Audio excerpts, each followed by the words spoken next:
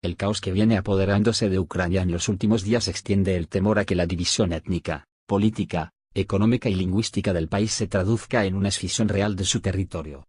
Ucrania Oriental, que incluye las regiones de Donetsk, Dnepropetrovsk, Kharkov, Lugansk y Zaporizhia, es la zona más industrializada y desarrollada económicamente, así como la parte más urbanizada del país.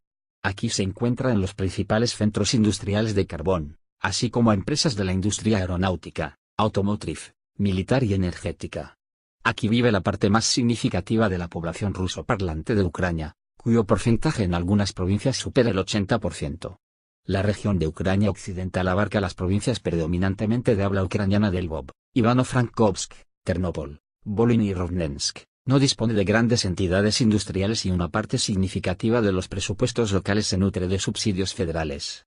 Kiev, la capital del país, pertenece geográficamente a la zona central de Ucrania, que también está compuesta de las provincias de Poltava, Cherkasy, Chernigov, Sumy, Vinnytsia.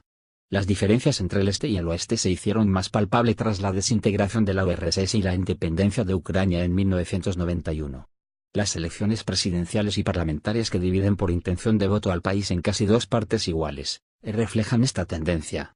Así, en las últimas elecciones presidenciales, celebradas en 2010, la candidatura de Viktor Yanukovych fue votada mayoritariamente en las regiones orientales, mientras que su contrincante principal, la ex primera ministra Yulia Tymoshenko, consiguió su máximo apoyo en la parte occidental.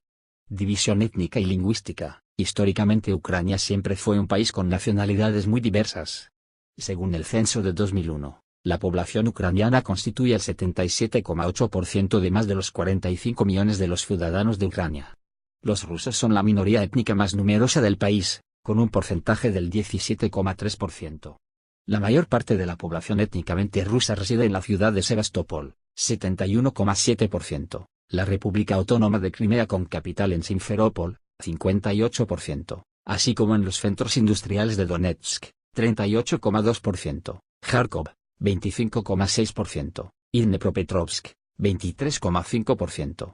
Además de los ucranianos y los rusos, en el país residen bielorrusos, 0,6%, moldavos, 0,5%, y tártaros de Crimea, 0,5%, entre otros.